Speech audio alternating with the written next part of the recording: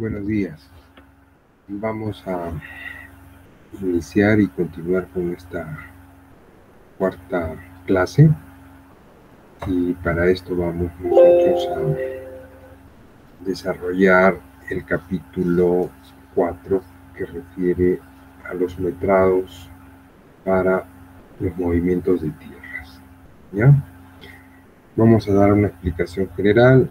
Creo que esto ya es algo muy conocido por ustedes, simplemente recordar porque ya esto se tocó en el curso de construcción 1, pero siempre es bueno tratar de ajustar estos al curso de costos y presupuestos, ¿no? Bueno, partimos de que en toda obra de infraestructura siempre esta partida va a existir, porque necesitamos nosotros de una cimentación, cualesquiera que fueran el tipo de obra, sea de riego, sea de edificación, de una carretera, requiere que ésta quede fundada dentro de lo que vendría a ser el terreno. Por lo tanto, no puede faltar en un presupuesto la partida de movimiento de tierras, ¿no? Ahora, la partida de movimiento de tierras no solamente es la excavación, porque sobre esta excavación nosotros vamos a tener que, después de haberla desarrollado, tener que vaciar un concreto simple, concreto armado, posteriormente rellenar los espacios que pudieran quedar para que podamos nosotros continuar con la obra, ¿no? Entonces, la imagen es clara, ¿no? Ahorita estamos desarrollando una retroexcavadora, un movimiento de tierras, excavación, ¿no? Material relativamente blando, que hace falta para poderla llegar de repente a un nivel de sótanos, semisótanos, etc. Creo que hay algún alumno que quiere entrar, voy a salir a la sala. Ok, buenos días mis alumnos. Voy a continuar, ¿ya? Por lo tanto, como hemos señalado, posteriormente a esta excavación, fíjense la naturaleza, es una excavación masiva con equipo pesado y requiere de un traslado, de una eliminación. Probablemente acá no demande de algún tipo de relleno. Fijémonos en las paredes laterales de la construcción existente, ¿no? Está colocándose, parece estos muros pantalla, vemos acá los tensores que salen y que ya han sido colocados para emplazar y posicionar estos muros anclados.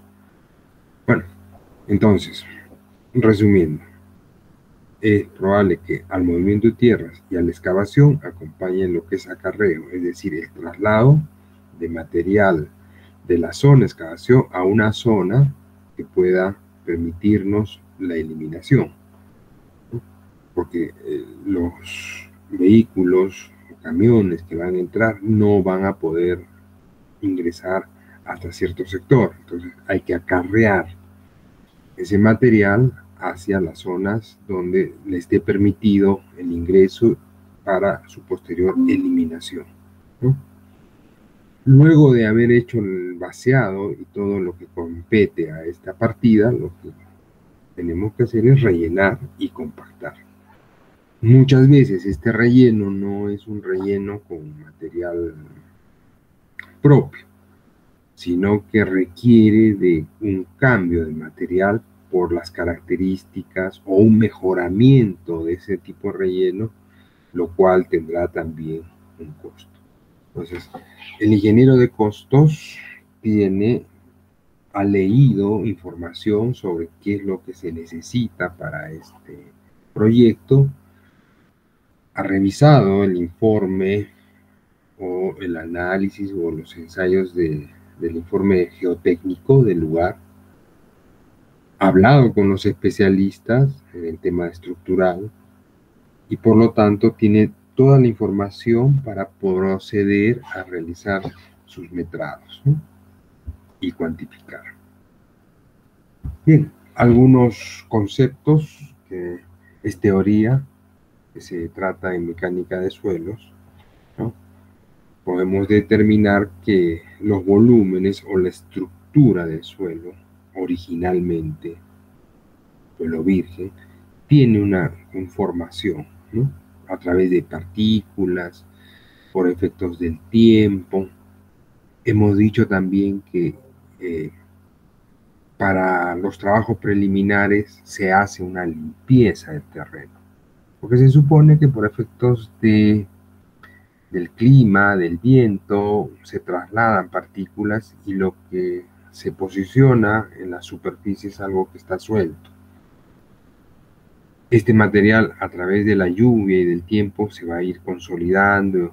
Los sismos que se presentan hacen que se desarrolle un acomodo. Entonces, esa teoría creo que es importante tomarla en cuenta para poder nosotros tener claro qué es lo que vamos a hacer. Denominamos nosotros esponjamiento al porcentaje de vacíos que existe, ¿no?, en un determinado suelo, ¿no? Cuando hacíamos el curso de construcción 2, decíamos para comprar material tenemos que incrementar el volumen porque hay porcentajes de vacíos que vienen en el pedido del agregado grueso o el agregado fino que nosotros vayamos a solicitar. Por lo tanto, si nosotros no tomamos en cuenta ese porcentaje de vacío, lo que va a ocurrir es que nos va a faltar material. Porque en el momento que hagamos el vibrado del concreto o la compactación del suelo, esto va a reducir el volumen inicial. Es decir, va a través de una fuerza externa, que vendría a ser, en el caso del concreto, la vibradora que colocamos, o en el caso de un suelo, la compactación con algún tipo de rodillo, tándem o lo que fuera. Entonces vamos a tener una disminución de ese volumen por un mejor acomodo de las partículas, ¿no? Entonces, cuando nosotros trabajamos en obra, lo que solicitamos al ingeniero o residente, en el caso mío como supervisor de obra, que me presente los ensayos del Proctor modificado para determinar cuál sería la máxima densidad que puede alcanzar y con qué porcentaje de humedad, ¿no? La humedad es importante porque la humedad actúa como un vehículo para permitir un mejor acomodo. Entonces, ante una cantidad X de humedad, la compactación va a ser máxima, ¿no? Si yo tengo menos de esa humedad, ¿no?, no voy a llegar al 100% de la densidad. Y eso se hace en el Proctor. En el Proctor uno va conformando por capas, tenemos el pisón, levantamos, hacemos una cantidad de golpes de acuerdo a la especificación de la norma y nosotros establecemos una curva, ¿no?, que se asemeja a una campana de Gauss. No tengo ahorita un ensayo como para poder mostrar, pero creo que eso es parte de lo que ya ustedes en el curso de mecánica de suelos han llevado. Al terreno natural se le denomina material en banco, como muestra acá esta imagen, ¿no? Al volumen que vamos a eliminar le denominamos material suelto. Entonces vemos que el volumen suelto con la altura h del material en banco tiene un delta h, que es un incremento de volumen, ¿no? Entonces, de esa forma podemos graficar o interpretar lo que ocurre en los movimientos de tierra. Y luego podemos compactar a través de una fuerza que aplicamos. Puede ser a su estado natural, dependerá del proyectista, o de repente, si se requiere algo más de compactación, podríamos nosotros determinar. Entonces, los terrenos tienen un volumen o una densidad natural y podrían tener una densidad óptima producto de lo que se necesite, ¿no? Un ejemplo que me ocurrió, un caso en Cono Norte, en el Parque Industrial de Río Seco, para la compañía minera Ubinas. Tuvimos que hacer unos diques para que depositaran los residuos del relave de todo lo que producían ellos. Y estos diques eran con material de la zona, que era la puzolana, ¿no? Y cuando trabajamos para determinar la densidad natural, para ver cómo estaba el terreno, era increíble, ¿no? Que la parte superior tenía mayor densidad natural que la parte inferior ya conformada. Entonces yo me pregunto, ¿y por qué, no? Si debería ser al revés, por toda la carga de peso que tiene esto, lo de abajo debería estar mucho más consolidado, que ese es el término que se utiliza para describir el terreno natural, ¿no? Bueno, la explicación, y conversando con otros colegas, era de que la penetración del agua producto de la lluvia había hecho de que hasta cierta profundidad haya una mejor conformación de esta estructura de suelo para su densidad, ¿no? A diferencia de las partes de abajo, hablemos de 3 metros más abajo. Se sacaron muestras con parafina y todo eso como corresponde, y ese era el resultado observado, ¿no? Entonces, para mí eso a veces nos hace pensar, ¿no? Que no siempre la lógica va a ser algo que lleve a esto, ¿no? Bien, entonces estas son las fórmulas que se aplican para la determinación del grado de el estado de los suelos, donde tenemos el volumen de sólidos, el peso de sólidos, el volumen de líquidos y el peso de líquidos, el volumen de vacíos, ¿no? Para graficar cómo sería una estructura de un determinado suelo. Conocimientos y teoría que para cualquier ingeniero civil creo que es de aplicación, ¿no? O sea, es la parte aplicativa de lo que correspondería a este estudio del curso de mecánica de suelos que nosotros llevamos, ¿no? Entonces, el esponjamiento vamos a tenerlo que utilizar para calcular nuestros presupuestos, dado que no podríamos considerar que el volumen de eliminación sea el mismo que el que hemos excavado. Entonces ahí va a haber un factor de esponjamiento que debemos considerar, ¿no? Entonces, el esponjamiento, como señalamos, debe cumplir como mínimo con las mismas características de consolidación del terreno original, a menos, como dije, de que el proyectista haya determinado un mejoramiento, ¿no? Por eso la diferencia para determinar estos volúmenes de eliminación se hace de manera directa. El volumen de eliminación será al volumen de excavación menos el volumen de relleno, si fuera el mismo, ¿no? Por el factor de esponjamiento. Ahora, si el volumen de relleno tuviera otra connotación especificada por el proyectista, tendremos que considerar que nos va a vamos nosotros a requerir mayor volumen, ¿no? Porque el volumen original estaría donde está la línea punteada, ¿no? Entonces, al nosotros comprimirlo más, es decir, vamos a utilizar más volumen del que encontramos al inicio, ¿no? Esa sería la lógica y el razonamiento que nosotros podemos dar a esto. Bien, acá hay una tabla que se ha tomado de una universidad argentina y que me parece de mucha aplicación para nosotros. Nos dan las características del tipo del suelo y cuáles serían estos factores de esponjamiento.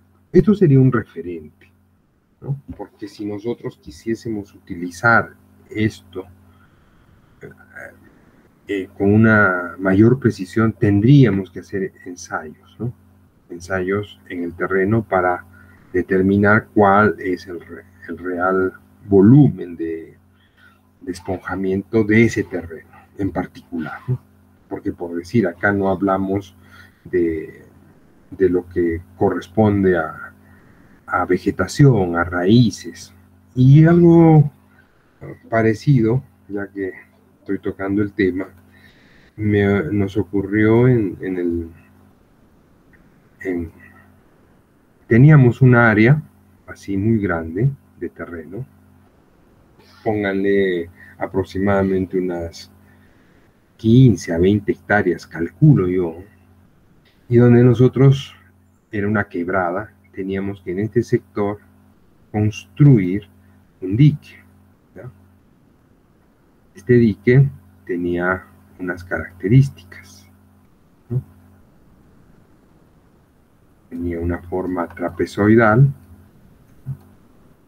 Acá la corona del dique tenía aproximadamente 15 metros, en la base era mucho más, probablemente hasta hablemos de 50, 70 metros, era variable. Y de altura casi 30 metros también. Entonces nosotros teníamos que ir conformando el dique por capas, capa por capa, y cada capa pasaba su control de calidad a través de los ensayos que había que hacer de densidad y todo lo demás. La puzzolana, como han visto, ese material rosáceo que hay camino a Yura, es pues material. Pero había que hacer, para que después venga el material, ¿no? Nosotros teníamos que primero, bueno, el dique tenía varios puntos, no solamente era eso. Voy a describir, porque no tengo fotos acá, ¿no? Tenía varios puntos, hacía inclusive algunas formas para el control. Pero todo este terreno había que limpiarlo, superficialmente, ¿no? Y al ser un área tan grande, pues el proyectista no había hecho una detallada indicación sobre la limpieza y los porcentajes de esponjamiento que había que tomar en cuenta. Entonces, la posición de la supervisión, porque en ese tiempo yo estaba de residente en esta obra, era que el porcentaje de esponjamiento, por ser un material muy fino, era 10%, ¿no? Y para mí no era así, porque todo este material tenía vegetación, o sea, habían raíces, no era solamente fino, encontrábamos partículas gruesas. Era un cerro, imagínense, ¿no?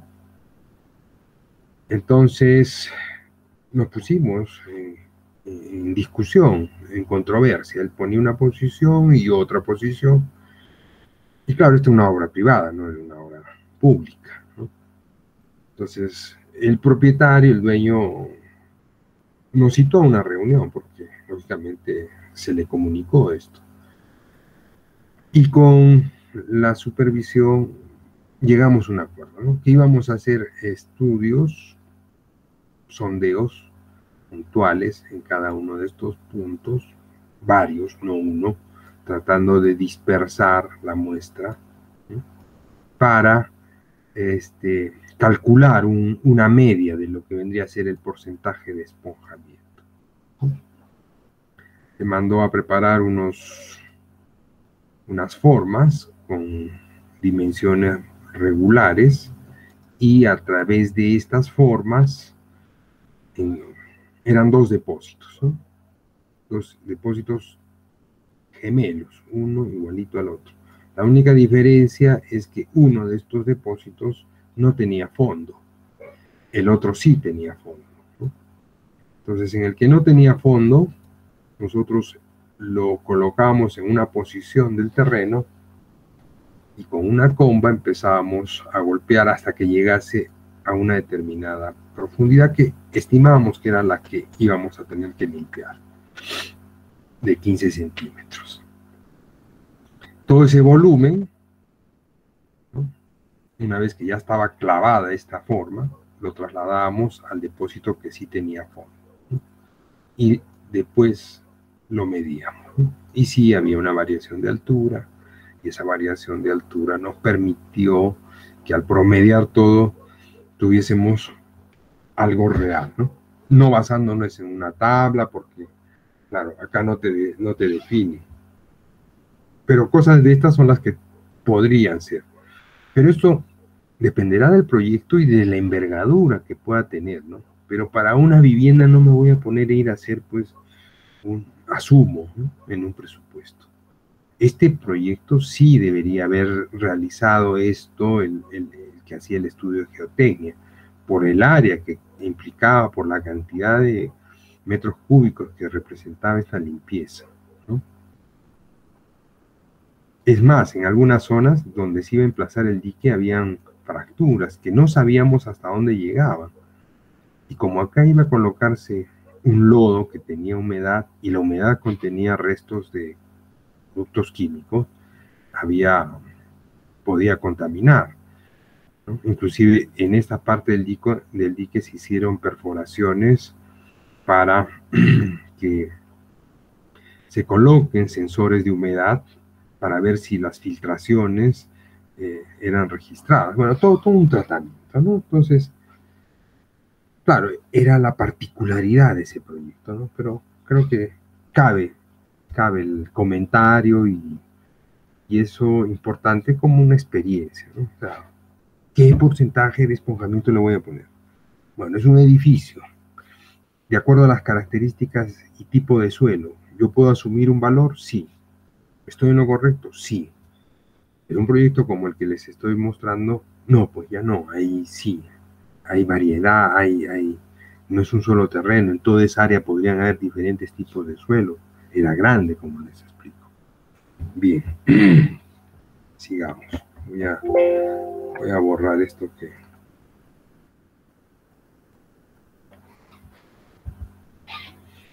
Bueno, entonces, el esponjamiento es la teoría basada en mecánica de suelos que nos permite establecer estas diferencias en los volúmenes que vamos a utilizar, ¿no? Entonces, siempre va a estar presente y por lo tanto deberemos tomarlo en consideración para los presupuestos. Bien. Otro aspecto que debemos tomar en cuenta es el rendimiento. Y el rendimiento está dado por los tipos de material, ¿no? Acá estamos viendo en el cuadro. Yo no voy a tener un rendimiento en roca dura igual que si fuera una mezcla de arena o una arcilla blanda o una arena compacta, ¿no? Por más compacta que esté la arena, yo con una lampa escarbo y puedo rendir, ¿no? En cambio acá probablemente yo necesite tener que utilizar algún tipo de martillo neumático o probablemente explosivos, y eso generalmente podría disminuir el rendimiento. Si yo ataco el martillo neumático rompiendo roca, al día pues probablemente me haga 1,5 cubos, ¿no?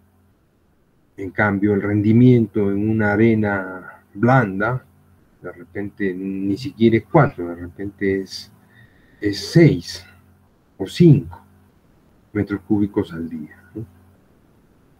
El costo ¿no?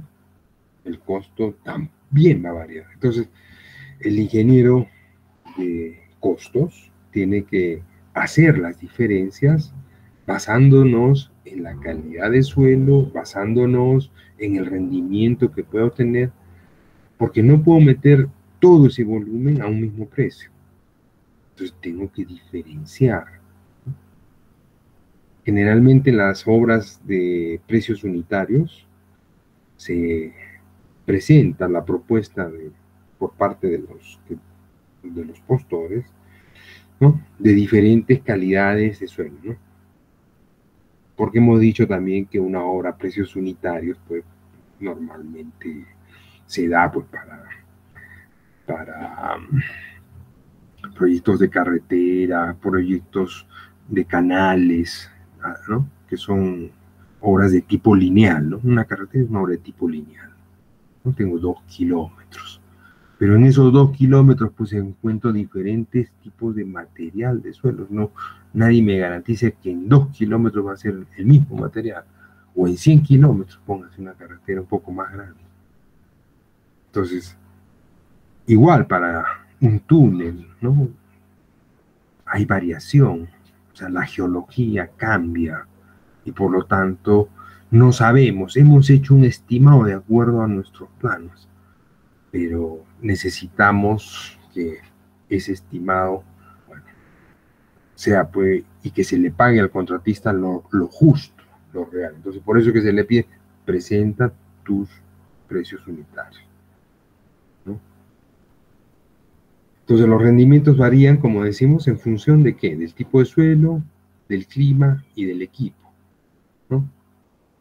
¿Por qué? Porque no podemos comparar lo que rinde este Bobcat, que es un equipo pequeñito, ¿no?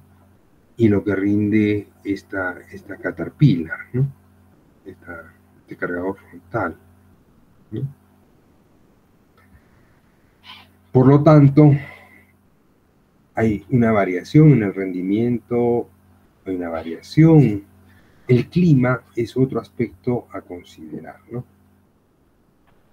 El rendimiento en las máquinas cuando trabajan en altura es mucho menor por la falta de oxígeno, ¿no? Se siente, tienen que ajustar en el taller para que la máquina pueda trabajar mucho mejor en altura, ¿no? A 4000, 4500.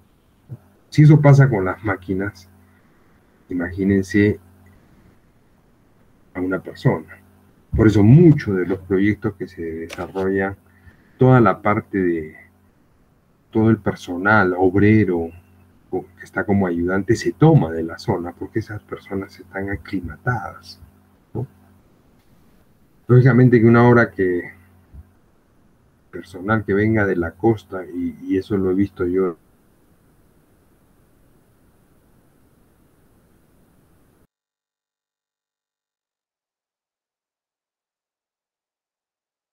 dice Soroche, a veces no rendían, iban a la... Eso fue casi los 2 primeros meses. Después ya la gente se aclimató y ya no, ¿no? Pero como ven, hay una variación en el rendimiento por el tema del clima, ¿no? Por la altitud, la ubicación geográfica. Entonces, todos estos factores deben ser considerados. Bueno, vamos a ver algunas de estas partidas que están en la norma técnica de metrados, ¿no? Entonces, partiendo de que esta actividad o estas actividades pertenecen al subpresupuesto de estructuras, ¿no? Porque con eso arrancamos la obra. Y la cimentación es pues la fundación de la infraestructura, ¿no? Sobre la cual va a estar enclavada en el terreno, en el suelo. Entonces, está dentro de lo que correspondería al subpresupuesto de estructuras, que quizás es el que arranca con la numeración. La numeración, el número 1, la partida número 1, va en el subpresupuesto de estructuras. El subpresupuesto de estructuras llega hasta la número 8, por poner, en partidas, y de ahí nos pasamos la numeración al subpresupuesto de arquitectura. Es decir, que el de arquitectura no empieza con 1, sino empezaría con el número 9, que corresponde a muros de albañilería. Y de ahí sigue 9, 10, 11, revestimiento. Pónganse que terminamos, ¿no? Terminamos nosotros en el número 12, en arquitectura, número 13. Ya termino en el 13. O sea, en arquitectura tengo 8, 9, 10, 11, 12, 13, 7 partidas. Elijo cuál, indistintamente, no hay un criterio, porque tanto las instalaciones sanitarias como las instalaciones eléctricas se construyen o se ejecutan de manera paralela o simultánea. Entonces yo podría decir, ya, para mí, el número 14 correspondería a las instalaciones sanitarias. Entonces, en el subpresupuesto de instalaciones sanitarias, yo voy a arrancar con el número 14. Pónganse que tenga 3 o 4, ya, 14, 15, 16, 17. El número 18 sería la primera partida que yo pueda considerar en las instalaciones eléctricas, ¿no? Ahora, si yo quiero hacer un listado desde la 1 hasta la 20, voy a tener, lo puedo colocar en mi cronograma de obra en ese orden. Por eso, una de las tareas que estamos diciendo que se tiene que hacer en los grupos de práctica es establecer este EDT, ¿no? Estructura desglosable del trabajo, por partidas, título o partidas de primer orden. De tal manera que ya tengamos, hemos buscado en la norma técnica de metrado y tenemos muy claro cómo vamos nosotros a estructurar, ¿no? A estructurar y a desarrollar. Entonces, en el cronograma de obra empiezo con la 1, ¿no? Que podría ser la de seguridad. Yo prefiero que esa número 1 siempre sea seguridad. ¿Por qué? Porque se va a desarrollar a lo largo de todo el proyecto, desde el inicio hasta el término. La 2, que siempre sea obras provisionales. La 3, que sea trabajos preliminares. La 4 podría ser movimientos de tierras, que es lo que estamos haciendo. De ahí concreto simple, si es que hay en el proyecto. En edificaciones siempre hay, ¿no? Todos los falsos pisos, concreto simple. Después tenemos concreto armado, y dentro de las de concreto armado tengo varias: zapatas, muros, columnas, losas, escaleras, etcétera, etcétera, etcétera, las que corresponden. Y ahí termino estructuras, ¿no? Después me paso a arquitectura, y a arquitectura arrancamos la primera con muros de albañilería. Y así, revestimientos, pintura, vidrios, puertas, ventanas, etcétera, ¿no? Muy bien. Entonces, estamos viendo ahorita lo que es movimiento de tierras, ¿no? Nivelación de terreno. Esto, si ya lo he colocado en trabajo preliminar, ya no correspondería por acá, ¿no? ¿Por qué? Porque ¿dónde lo pongo en trabajo preliminar? Cuando de repente veo que hay una limpieza, ¿no? Ahora, ¿cuándo lo coloco en movimiento de tierras? Cuando veo que el volumen, pues, es alto, ¿no? ¿Se acuerdan de la foto que mostramos en la clase pasada, ¿no? Entonces, no podría decir, pues, limpieza ni nivelación, porque el corte que se veía de esa ladera del cerro era aproximadamente 1,5 metros, 2 metros. Entonces ahí ya pues eso estaría como un volumen mayor y por lo tanto encajaría de que fuera, ¿no?, en movimiento de tierras. Ahora, la limpieza solamente es delgadito, son 10 centímetros, el terreno está aparentemente plano. Ya, entonces es un trabajo preliminar. Ese es el criterio que debemos manejar, ¿ya? Bueno, entonces el movimiento de tierras, como dice, comprende las excavaciones, cortes, rellenos, acarreo, eliminación de material excedente necesarios para alcanzar los niveles proyectados, ¿no? Nosotros tenemos que ver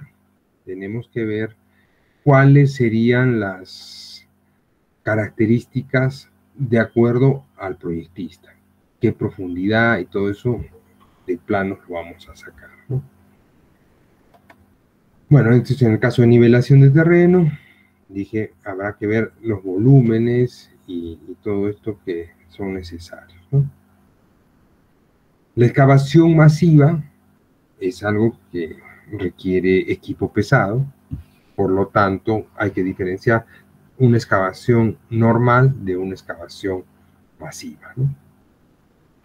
Las excavaciones simples, las que se puedan desarrollar con herramientas manuales, ¿no? Y que por su volumen, pues, no estamos moviendo, pues, de repente más de 100 cubitos, ¿no? Entonces, ya cuando hablo de excavación masiva, pues, de repente superamos los 500 metros cúbicos, ¿no? Acá, los 300 metros cúbicos.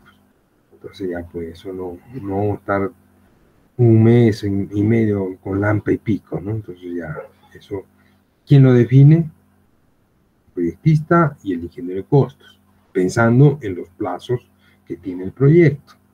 Entonces, si el cliente, el propietario, dice, yo quiero que esta organizada 3 meses, pues entonces tengo que aplicar equipo, tecnología, porque esto es tecnología, para poderlo desarrollar, ¿no? Hay que diferenciar lo que es corte de lo que es relleno, siempre buscando el equilibrio. No sé, en el curso de Caminos 1, eso generalmente aplica, ¿no? Y lo que es relleno, puede tener relleno con material propio. A veces el material propio no es suficiente y se requiere un material de préstamo. Eso tendrá otro costo porque hay que traer material de afuera para poderlo rellenar. En algunas obras nos dicen hay que mejorar este terreno natural para poderlo rellenar, colocar en el relleno. Entonces, todas esas consideraciones hacen que los valores de las unidades monetarias, ¿no?, o el costo pueda variar, ¿no? Entonces, por eso decimos, comprende la ejecución de trabajos tendientes a rellenar zanjas, ¿no? Como es el caso, en el caso de colocación de tuberías, cimentaciones enterradas, cimientos corridos, ¿no? O el relleno en zonas requeridas por los niveles de pisos establecidos en los planos, ¿no? Esta partida comprende los rellenos a ejecutarse utilizando material proveniente de las excavaciones de la misma obra, cuando sea necesario comprar material, ya que en obra es insuficiente el que disponemos o es de muy mala calidad, ¿no? Entonces, como ven, nosotros tenemos el terreno, hemos excavado, ¿no?, hemos vaciado la estructura y luego tenemos, no podemos dejarlo así el hueco, ¿no? Entonces vamos a tener que rellenar. Entonces tenemos un volumen de excavación, el volumen que va a ocupar esta estructura, ¿no? Y por lo tanto, de acá me va a venir un sobrante, ¿no?, que es lo que yo voy a eliminar, ¿no? La eliminación de material, también la unidad de metrado es el metro cúbico, y comprende a qué distancia lo vamos a eliminar. Por eso el plano de ubicación y el plano de topografía son importantes para esta determinación dentro del presupuesto, ¿no? ¿Cuál es el punto apropiado para la eliminación? O el ingeniero de costos, ¿qué le importa eso? Y que bueno, que se las entienda por el contratista. No. El ingeniero de costos tiene que recorrer la zona, averiguar y preguntar qué zonas son las más cercanas para poder eliminar, y si tienen la capacidad de recibir todo lo que va a salir. Entonces, en la especificación técnica pondrá, pues, ¿no?, en la distancia aproximada, 5 kilómetros, 10 kilómetros, 15 kilómetros. No podemos nosotros atentar contra el medio ambiente, es decir, votar donde sea. Entonces, eso es una falta de responsabilidad y de ética. Entonces, son las consideraciones, ¿no?, para poder calcular esta eliminación de material. Y como dijimos, habrá que tomar en cuenta ese factor de esponjamiento del proyecto. Algunas excavaciones, por su característica de suelo, requieren de protección y de seguridad, ¿no? Para poder trabajar. Esto es un entibado, ¿no? Otros le llaman ataguías o tablestacas para poder contener el terreno a ambos lados y evitar derrumbes, desmoronamientos. Hay terrenos muy inestables que requieren de esto para poderlo considerar. Y viendo un poquito el otro aspecto de acá, ¿no? El ingeniero de presupuesto, si vamos a hacer, por decir, unas vigas de cimentación, y la viga de cimentación tiene un ancho de 40 centímetros, tiene que pensar de que la excavación no puede salir de 40 centímetros, porque una viga de cimentación requiere un espacio adicional para poderla realizar, para poder colocar las formas del encofrado, poder asegurar esas formas del encofrado.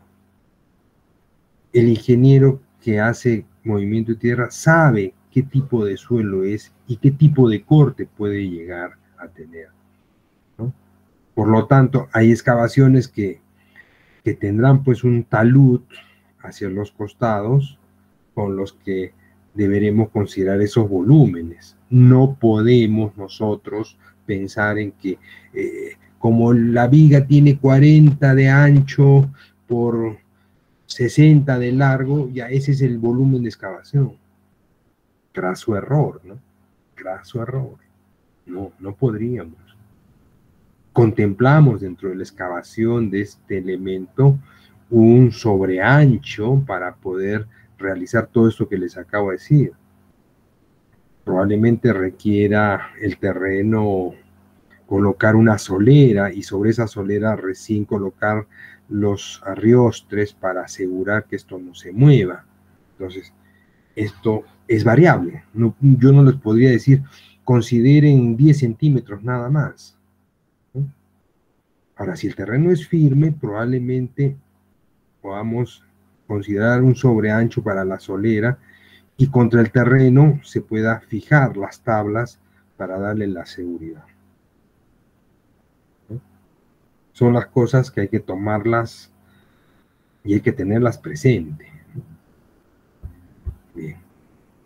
Todo a raíz del comentario de esto, ¿no? Porque, claro, acá hay corte, este terreno pues arena, es inestable, cada rato se está desmoronando, no me deja trabajar.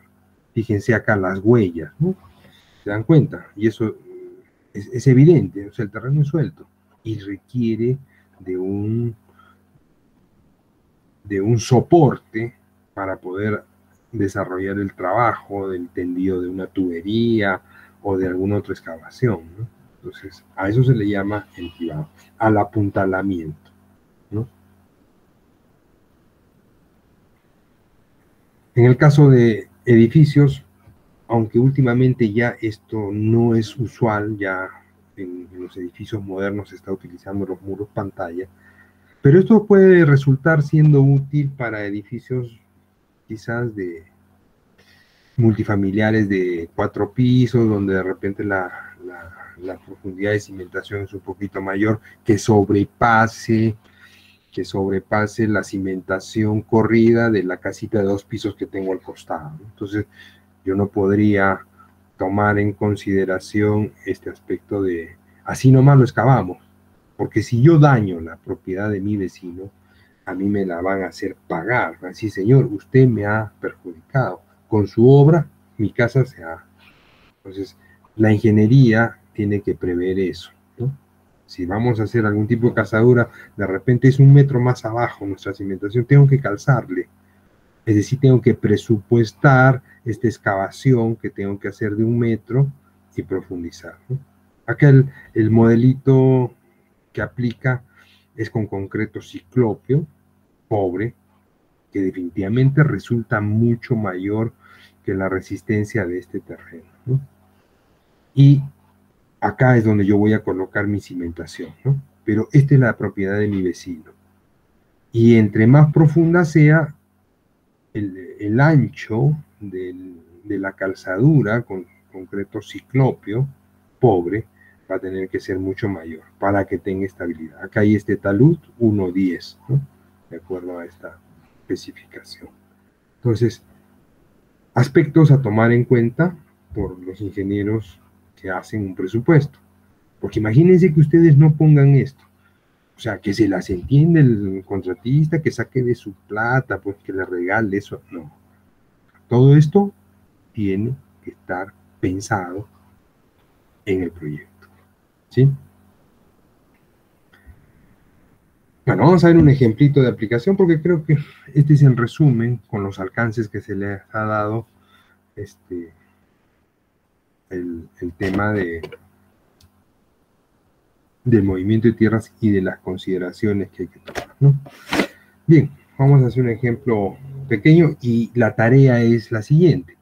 Ustedes deben ya ir trabajando a nivel de grupos, ya tienen los planos, por lo tanto, hoy día se supone que es práctica, pero ya tenemos para que el tiempo que reste ir reuniéndonos, hacer el EDT, por lo menos de lo que es estructuras, ¿no? Dejemos la arquitectura para cuando lleguemos a esa parte. Tenemos que caminar de la mano, mis queridos alumnos, porque si no, el tiempo nos va a ganar, ¿no? Y la idea es que nosotros avancemos lo más que se puede en cuanto al contenido, ¿ya? Yo voy a subir algunos ejemplos que hice en el ciclo anterior, en el 2020B, y que mostrábamos paso por paso. Este ejemplo es cortito, es chiquito, y quisiera que estén atentos para poder aplicar ya en sus planos. Había una pregunta sobre los planos, ¿no? Si tenían que ser en PDF, no. Yo pido que los planos sean en CAD, porque de esa manera para ustedes les va a resultar mucho más fácil ver las distancias, poder aplicar el cálculo de áreas, y entonces con eso se puede avanzar mucho más rápido, ¿ya? El ejemplo dice lo siguiente: necesitamos saber la cantidad de movimiento de tierras, ya me estoy posicionando en una partida, encuentra los metrados para la partida de movimiento de tierras necesarios para calcular el presupuesto, como excavación, relleno, compactado y eliminación. Acá faltaría el acarreo, ¿no? A ver, mejor lo corrijo. Excavación, acarreo, coma, relleno compactado y eliminación. Listo. Entonces, así lo planteamos mejor, ¿no? Este es un esquema que he hecho a mano alzada, ¿no? Identificamos ejes en nuestro proyecto de nuestros planos, el eje 1, 2, 3, 4, y en otra dirección tenemos los ejes literales A, B, C, D, ¿no? En color remarcado, verde, está lo que correspondería a los muros, ¿no? No especificando dónde están las columnas. Para este plano no necesito saber la ubicación de columnas, a menos que hubiesen zapatas. Entonces tengo que sí establecer dónde están las ubicaciones de mis zapatas, porque lógicamente el perfil va a variar. Otra de las cosas que necesito ver es las distancias a ejes: 470, 395, 280. El CC1, ¿no? Es la cimentación corrida 1 y el CC2 es la cimentación corrida 2. Eso también debe estar especificado en planos. Entonces acá vemos que todo este tramo es S1, que este tramito es S2, que este tramo es S1. Entonces voy observando e identificando las características, ¿no? Dice, según el estudio geotécnico, clasifica como una arcilla mediana dura, ¿no? Entonces yo me voy a mi tabla, si tengo esta clasificación, y creo que está acá, roca arena compacta, limos, arcilla, consolidados, arcilla mediana dura, ¿no? Dice de 1.10 a 1.15. El que presupuesta no puede utilizar el valor más bajo por un tema de criterio y de no poner en... Hay que considerar para mí, esa es mi política, ¿no? El más alto. Quizás conservadoramente podríamos decir ya, pues que sea entre 10, 15, la mitad. Podríamos aplicar eso. Pero jamás el menor valor, ¿no? Porque nadie sabe. Entonces, si tengo que utilizar entre este rango, yo recomiendo siempre el de mayor, siendo conservadores y tratando de no ocasionarle al contratista pérdidas y daños, ¿no? Por eso es que le he puesto dentro del dato el esponjamiento de 15%, ¿no? Que es un poquito más. Bien, entonces a partir de ahí voy a tratar de, en paralelo, vamos a abrir una hoja de cálculo. Espérense, voy a abrir una hoja Excel para tratar de elaborar una tablita, ¿ya? Y en esta tablita lo que vamos a hacer es lo que hacíamos para concreto, hacer qué cosa sería primero la descripción, ¿sí? La descripción de lo que vamos a desarrollar para tener un poco más claro. Quizás esta la pueda combinar, tener dos columnas, ¿no? Una para determinar dónde es el eje y la otra para establecer los tramos que pudieran presentar. Esto es importante porque esta es la planilla que yo debo presentar en mi expediente técnico, ¿no? O sea, no es algo que es trabajo de más. Entonces, organizando bien una buena planilla de metrados, esta es la que va a acompañar al expediente técnico, que es de carácter obligatorio.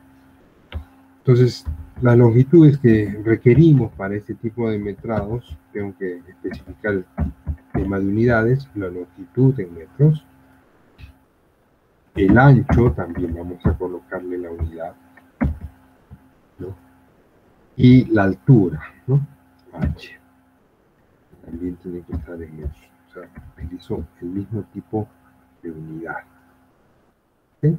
Entonces, esto también es importante para poder corroborar.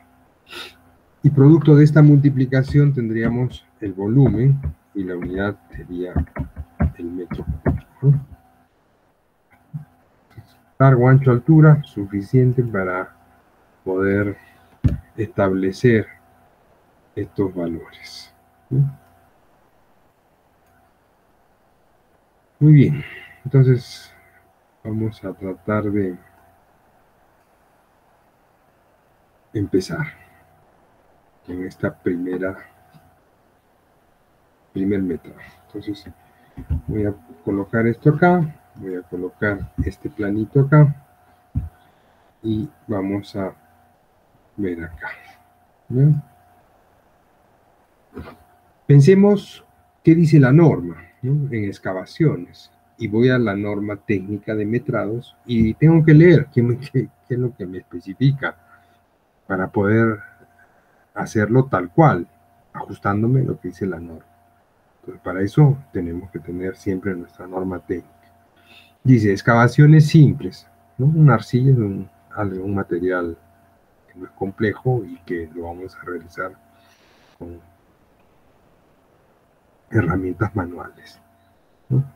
Es el tipo de excavación que por su condición se ejecuta preferentemente con la utilización de mano de obra y o equipos, podría ser, ¿no? Equipos pequeños, ¿no? El volumen total de excavación para cimientos se obtiene sumando los volúmenes de cada partida. Entonces ya tengo que ver, ¿no? Como hemos dicho, si es un mismo material para todo el edificio, no hay nada que hacer. Si tengo diferencia en materiales, tendré que hacer, cada uno va a tener un valor distinto, y lo que estoy calculando es un presupuesto. El volumen de excavación se obtendrá multiplicando largo, ancho y altura, que es lo que hemos colocado en la tabla de la excavación, o la geometría que le corresponda. A veces tenemos, por la arquitectura, pues formas irregulares que requieren de un radio, de una sección de la circunferencia, etcétera, ¿no? Entonces todo eso es geometría. Siendo la altura medida desde el nivel de fondo de cimentación del elemento hasta el nivel de terreno, clasificándolas por la profundidad de excavación. Se computarán las partidas separadas, aquellas excavaciones que exijan un trabajo especial debido a la calidad y condiciones del terreno, así como las que tuviesen problemas de presencia de aguas subterráneas. Ojo, importante el nivel freático, porque eso implicaría un tratamiento especial. Me ha pasado, en Puno hemos tenido que utilizar bombas, motobombas, porque en la zona donde estábamos no había electricidad, era un pueblo. Entonces todas esas consideraciones hay que tomarlas en cuenta, ¿no? ¿Se dan cuenta? ¿Cómo no se le puede pasar esto al ingeniero de costos? Entonces, y eso debe estar en el estudio de geotecnia, ¿no? Porque cuando han hecho las calicatas, debe dejar de manifestado eso, ¿no? Bueno, entonces, son las consideraciones que tomamos de la norma técnica, ¿no? Por eso es que la presento, y con esto creo que podemos dar inicio al trabajo. Hay que llevar un orden. Primero vamos en una dirección, ¿no? La sección A, sección B, sección C, sección D, o, perdón, no sección, ejes, eje 1, eje 2, eje 3, eje 4. Entonces, yo tengo que establecer esos criterios. Bueno, empezaremos por las letras. Primero, la sección A, con mayúscula. Listo.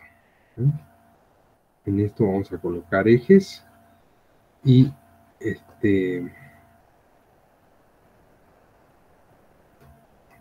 y vamos a tratar de establecer.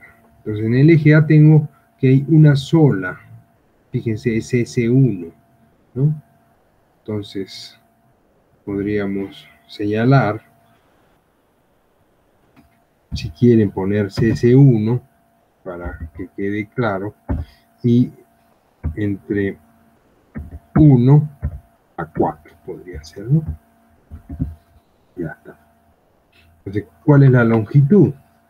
Tendría que ver la sumatoria, 470 más 395 más 280, ¿no? Y como esto es a ejes, tengo que ver acá qué tipo de eje es el CC1. Entonces, por el gráfico, esta línea que está acá dentro, donde está el puntero, me denota la parte interior de este cimiento, esta esquina de acá, ¿no? Entonces, el eje se supone que está pasando y se coloca en la mitad del elemento, y el elemento es un muro de albañilería. Por lo tanto, a esa distancia de 470 más 395 más 280, debo sumarle ¿qué cosa? ¿No? Debo sumarle 0,125 de este extremo para que mi excavación llegue hasta la parte de acá, ¿no? Y acá, ¿qué tipo de cimiento es? ¿No? También es un CC1. Por lo tanto, en vez a esta distancia que acabo de decir, de 470 más 395 más 280, le tengo que sumar 12.5 centímetros de este lado y 12.5 centímetros del otro extremo, 25 centímetros. Entonces yo ya esto antes de presentar la clase lo he trabajado. Entonces, para hacerlo más rápido y no estar haciendo operaciones, este valor es 11.70, ¿no? El otro valor sería 0,70. ¿Y de dónde sale 0,70? Es el ancho. Y ustedes vean acá el ancho, ¿no?, es 0,70. Entonces, eso me sale de las secciones especificadas en el plano. Entonces, esto es 0,70. Vamos avanzando. ¿Ya? Y la altura tendría que determinar cuál va a ser la altura a tomar en cuenta. Entonces, igual, nosotros tenemos que ver cuáles son las alturas, y lo que usualmente ocurre es que tenemos la sección y dónde está el piso terminado, ¿no? Entonces, la limpieza del terreno natural, generalmente pedimos que el corte sea hasta este nivel, ¿no?, que vendría a ser la parte inferior del falso piso. Entonces, cuando yo haya hecho el metrado para lo que es limpieza del terreno natural y viendo la topografía, mi corte de limpieza de terreno natural tiene que quedar a esta parte inferior, ¿no? Ahora, si no lo he hecho así, bueno, me tendré que considerar y asumir que mi trazo va a quedar a este nivel, que sería la parte superior. Pero esa no es la lógica en el proceso constructivo, porque sí o sí tengo que hacer una limpieza de terreno natural. Entonces, al momento de ejecutar el proyecto, la limpieza del terreno natural tendrá que quedar a la parte inferior del falso piso. Entonces, para este movimiento de tierras, de excavación de cimientos corridos, ya la altura que debo considerar será 0,80, que es la profundidad o el alto de este cimiento, más estos 15, ¿no? 0,80 más 0,15, esa altura tendría que ser 0,95, ¿no?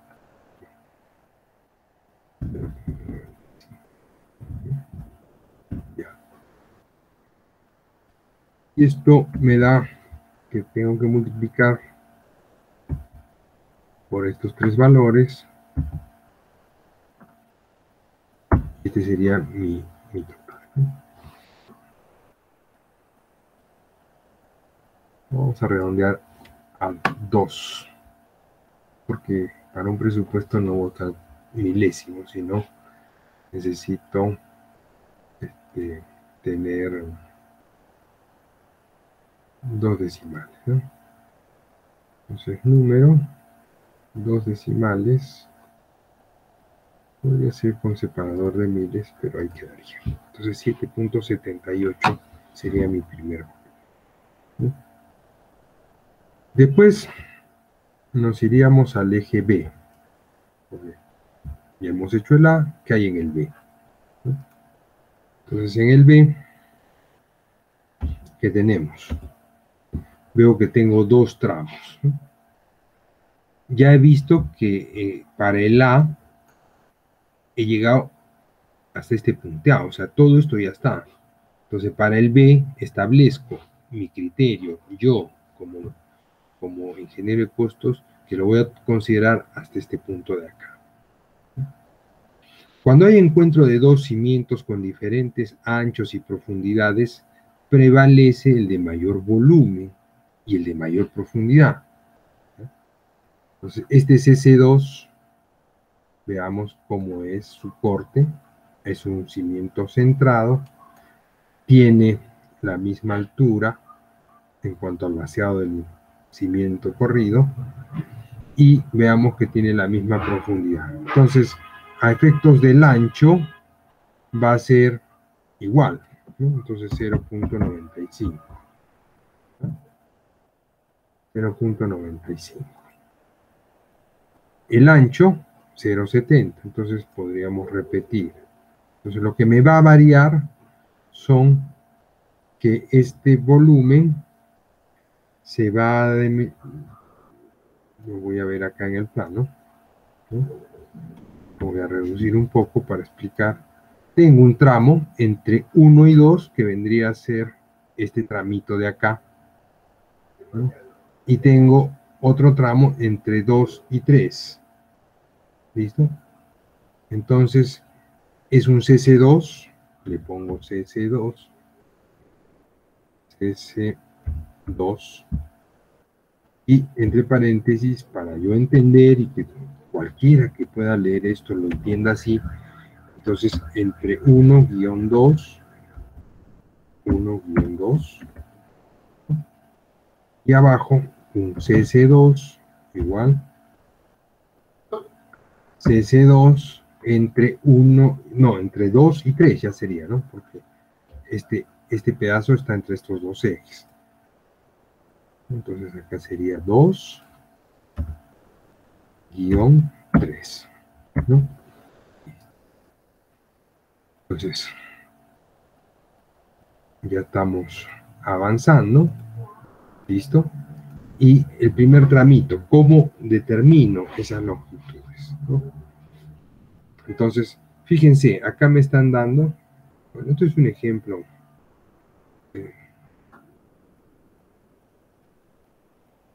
¿no? Caramba, acá me dice 2.35, ¿no? Lógicamente que ustedes ya con el AutoCAD van a hacer lo que corresponda, mucho más simple y sencillo. Entonces, para mí va a ser 2.35, ¿ya? Caramba, que no me está funcionando algunas teclas tan duras. Listo. En el otro caso, 1.80, ¿no? Prácticamente.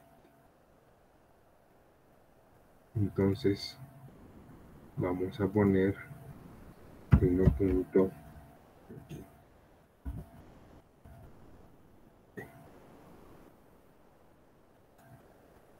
Ya, por ahí alguno me va a decir, pero ingeniero, tenemos nosotros que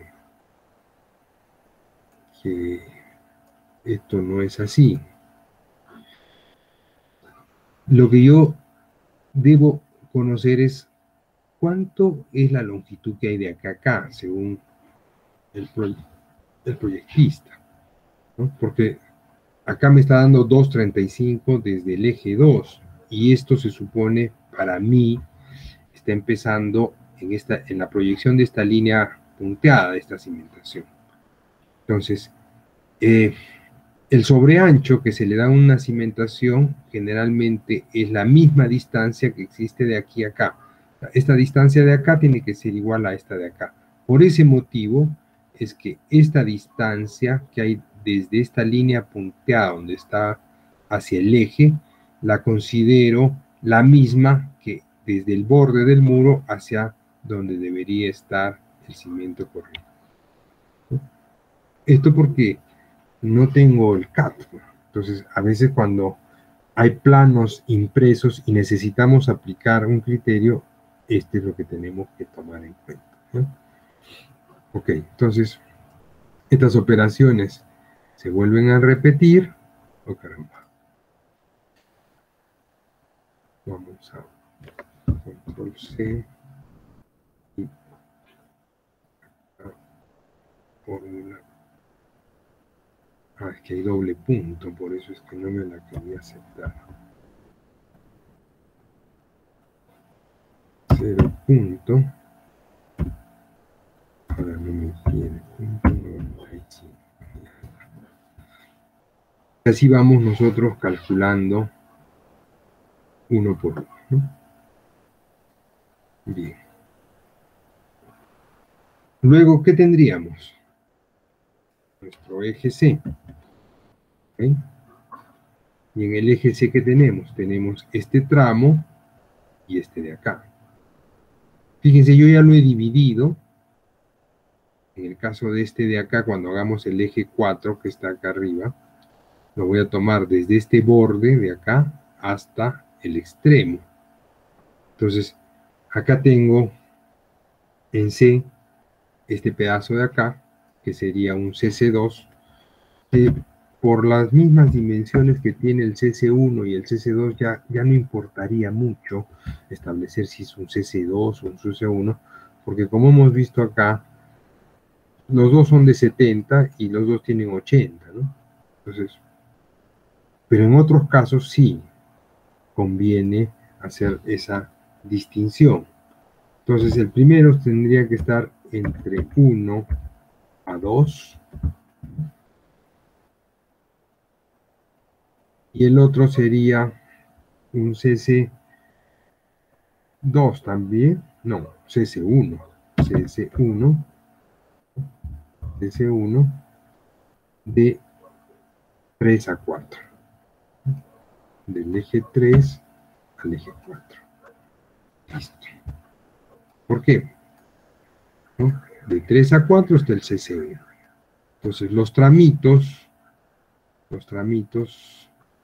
que estamos considerando son estos de acá. Este de acá, que estaría entre este punto, y este de acá, que estaría entre este punto y este. Entonces, para eso, ¿qué trabajo? ¿No? Acá hay 470 de eje a eje. Al 470, ¿qué le tengo que restar? La mitad. Porque 470 es hasta la mitad de este punto, de este muro. Por lo tanto, si la cimentación es 70, todo el ancho, del eje hacia este extremo hay 35, y en este otro caso no hay 35, hay más, porque es 70, pero ¿qué es lo que le voy a restar a 70? ¿No? A 70 le tengo que restar del eje, que sería 70 menos 12,5, ¿no? Entonces, la distancia ahí es un poquito más, ¿no? Es un poquito más, ¿no?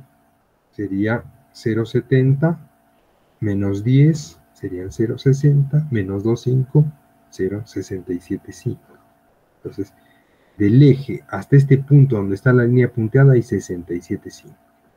Entonces, recalculando, 470 menos 0,35 de este lado y menos 0,675 de este lado, me da una distancia de 3,775.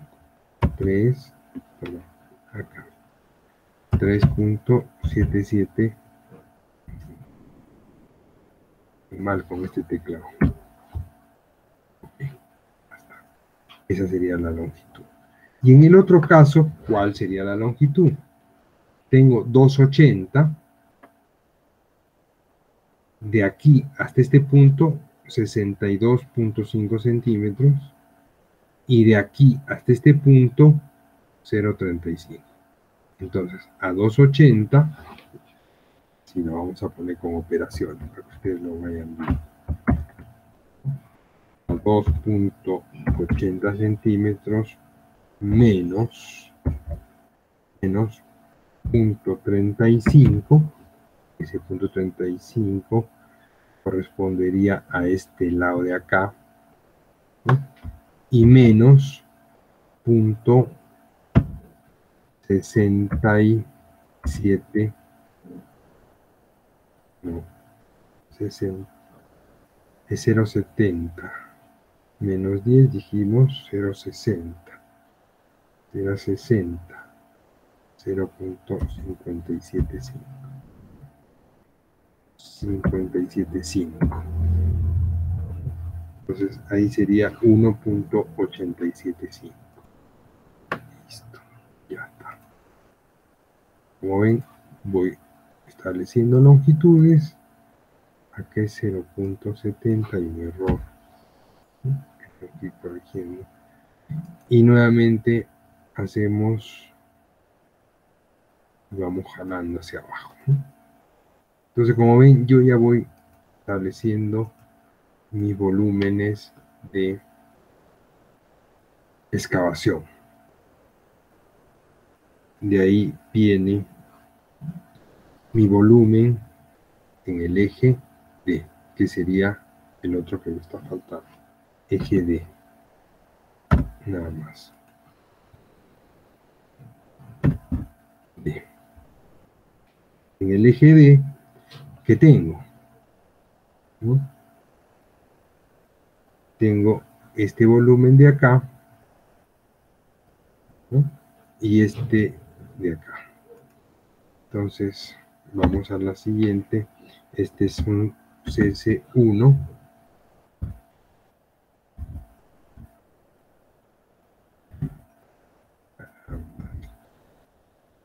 CC1. ¿Entre qué y qué? Esa es la pregunta. Es entre 1 y 2. Ya, entre 1 y 2.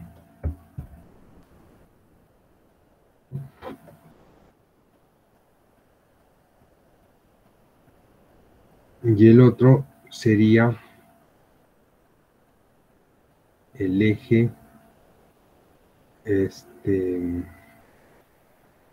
2'3, según esto. CC1 también. CC1 entre 2' guión 3. Entonces el primero va a ser la misma longitud que el de acá arriba, ¿no? Sino que este SS1 es centrado y este es excéntrico, ¿no? Está al costado de un muro. Entonces yo puedo decir que esta longitud, ¿no?, se repite acá. 3.775. Y en el caso de acá abajo, sí tengo que establecer cuánto va a ser esta longitud, ¿no? Según lo que yo necesito, si este de acá va a ser hasta aquí, entonces este 1,80, ¿cuánto tengo que sumarle para que? Aunque acá, como esta es una puerta, acá debo mencionar que en algunos proyectos, ahí quizás esté cometiendo un error, en unos proyectos este cimiento no es aislado del otro por el tema de la puerta. Entonces hay una cimentación enterrada y esto es lo que quizás por esta línea punteada es lo que trato de manifestar, ¿ya? Entonces, corrijo, ya no voy a considerar dos cimentaciones, sino una sola, porque en la parte donde se ubica la puerta hay un cimiento corrido, ¿no? Entonces, en este caso, el cimiento estaría dado en el eje D desde este punto extremo hasta este punto de acá, ¿no? Entonces, eso implicaría que me vaya a la parte donde está el acotamiento en la parte superior, 470 más 395, ¿no? Entonces tendría otro valor, ¿no? Entonces ahí tendría 4.7 más 3.95, 3.95 más ¿qué?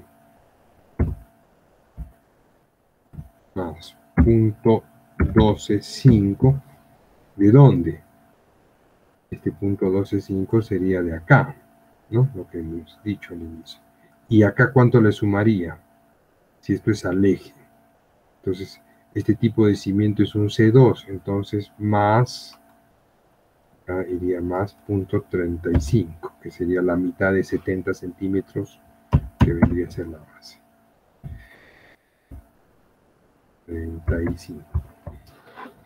Entonces, esa longitud sería 9.125. Esto igual, ¿no? Y esto quedaría así, ¿no?